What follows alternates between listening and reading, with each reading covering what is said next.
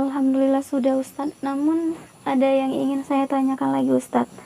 Nah, terkait zikir tadi, saya juga pernah baca sebuah hadis Ustadz yang mengatakan bahwa seafdol-afdolnya zikir itu adalah la ilaha illallah.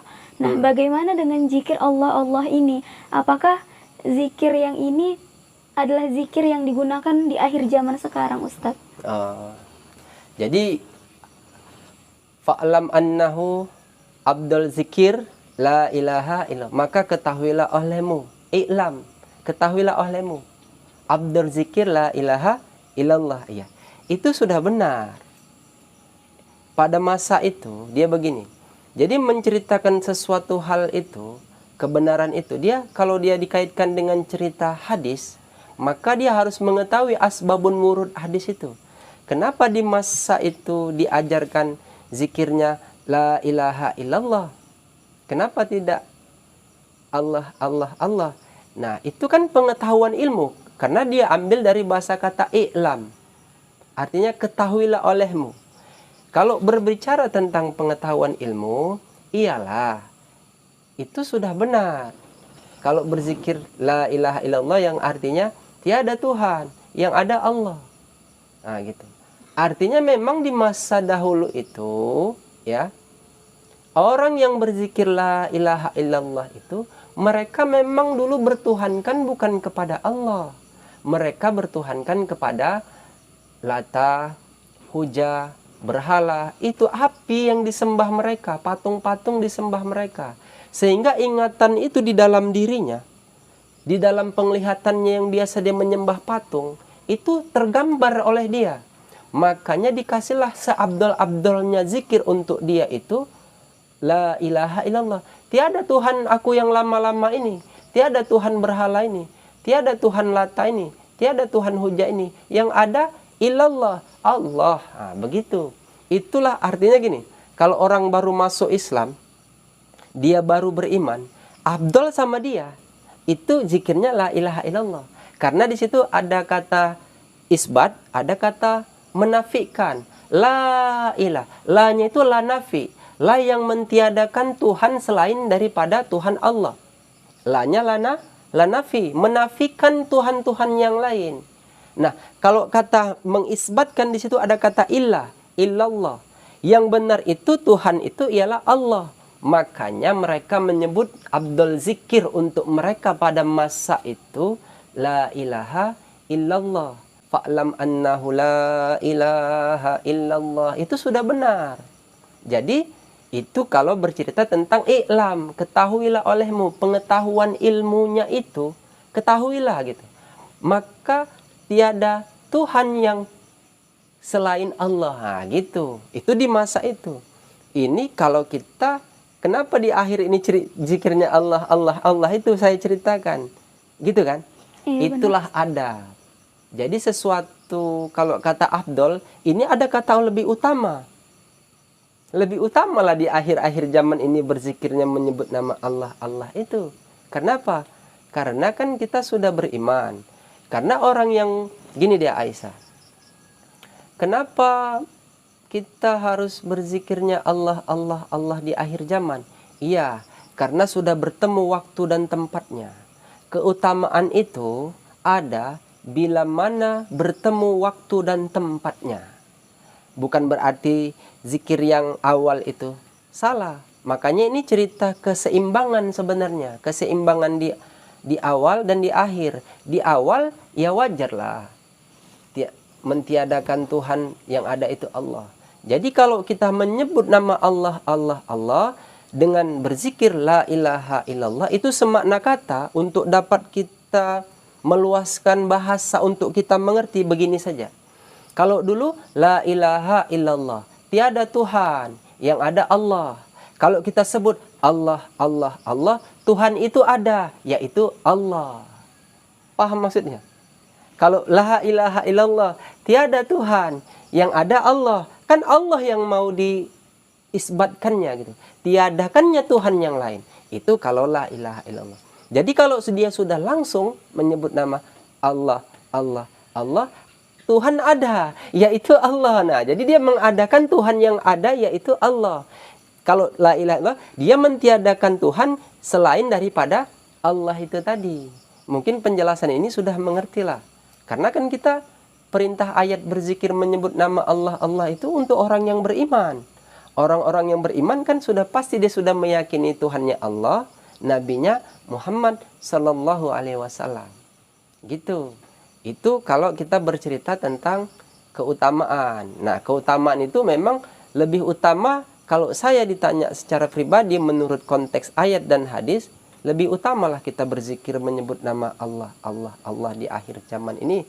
Kalau dalam saya ditanya, aku sudah yakin Tuhanku Allah. Tidak meyakini lagi Tuhan-Tuhan yang lain. Dan aku tidak pernah pula menyembah Tuhan-Tuhan yang lain itu. Yang aku sembah dari aku sejak lahir ke dunia ini, yang aku tahu Tuhanku itu Allah. Tapi kalau secara pengetahuan ilmu, memang itu harus dibahas. Tapi bukan berarti kalau secara adabnya saat sekarang ini, kita harus lebih banyak berzikir menyebut nama Allah, Allah itu atas perintah Allah.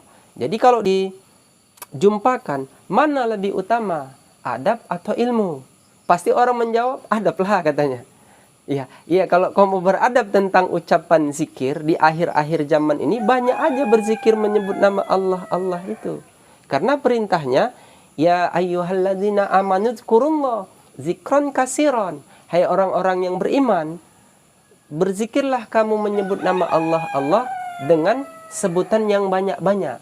Nah, kaitan dengan perintah berzikir menyebut nama Allah, Allah ini, pastilah perintah ini, ya Rasulullah itu juga yang menyampaikan berita itu di akhir zaman.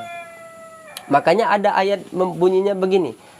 Laqad kana lakum fi rasulillahi uswatun hasanah liman kana yarjullaha yawmal akhir wa dzakarallaha katsira. Ada suri tauladan yang baik pada diri Rasul Allah itu, apabila kau mengikutinya, mengambil contoh darinya, kau akan mendapatkan hasanah, kebahagiaan, ketenangan jiwa. Dan dia nanti pada hari akhir banyak berzikir menyebut nama Allah dengan sebutan kasiron, banyak-banyak. Makanya saya selalu menyampaikan, Rasulullah di awal adalah Nabi kita Muhammad sallallahu alaihi wasallam. Rasul di akhir adalah Al-Mahdi atau Imam Mahdi atau Mahdi alaihissalam. Jadi pangkatnya itu, kalaulah begini, kalaulah ada di akhir-akhir zaman pemimpin akhir zaman memerintahkan kita untuk kita banyak berzikir menyebut nama Allah, Allah itu, berarti adabnya kita harus mengikut pemimpin di masa itu. Kalau di masa Nabi, karena mereka dipimpin oleh Nabi, maka perintahnya berzikir menyebut la ilaha illallah itu. Kenapa? Nabi tahu tentang apa yang dipimpinnya. Mahdi alaihissalam juga tahu dengan siapa yang dipimpinnya. Kalian di masa kepemimpinan Nabi, Nabi tahu kenapa dulu yang mengikut Nabi itu kebanyakannya itulah tadi yang saya bilang, menyembah Tuhan daripada Tuhan Allah. Yang mereka sembah itu berhala, Lata, Hujah. Maka ditiadakan itu semua Tuhan tadi itu dengan la nafi tadi itu. Harus diisbatkan, mengisbatkan kita hanya Tuhan itu hanya Allah saja. Begitu dia.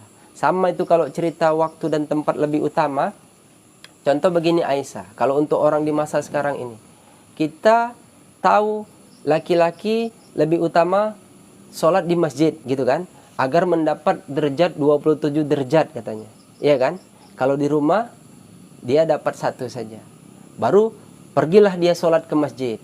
Berarti kan dia untuk mendapat keutamaan itu, dia harus datang ke masjid. Sampailah dia di masjid.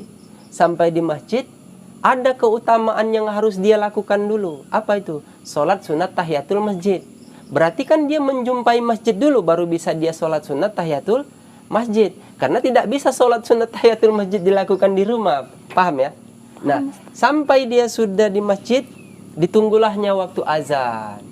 Waktu menunggu waktu azan, dia berzikir, membaca Quran. Ketika dikumandangkan azan, apa yang lebih utama yang dilakukan seorang itu? Dia menjawab azan itu tadi. Jadi, keutamaan itu ada bila mana bertemu waktu dan tempatnya. Begitu juga lah dengan zikir Allah itu. Artinya apa? Baca Quran itu benar, berzikir itu baik. Tapi ketika datang waktu azan, lebih utama dia itu menjawab azan. Tinggalkan bacaan Al-Qur'annya dahulu, karena sudah datang waktunya gitu. Paham ya maksudnya? Begitulah zikir Allah itu di akhir zaman sekarang ini. Gitu Aisyah. Jadi mengerti? Mengerti Ustadz. Jadi dari yang Ustadz jelaskan itu saya tangkap bahwa orang yang berzikir Allah ini tingkat keyakinannya mungkin lebih tinggi ya Ustadz, dibandingkan orang yang berzikir la ilaha illallah, karena pada masa itu masih mengenal Tuhan ya Ustadz, seperti itu. Ya, mereka mengenal Tuhan selain daripada Allah. Kalau tingkatnya lebih tinggi itu secara individual, saya tidak bisa mengatakan yang mana lebih tinggi. Karena apa? Karena yang menentukan makom seseorang itu adalah Tuhan Allah atau Rasulnya itu tadi. Kalau saya kan hanya menceritakan tentang ilmunya saja, pengetahuannya saja. Mungkin itulah dia. Kalau perkara lebih tinggi, tapi kalau ditanya mana lebih utama, saya sebetulnya menjawab dengan apa yang saya buat.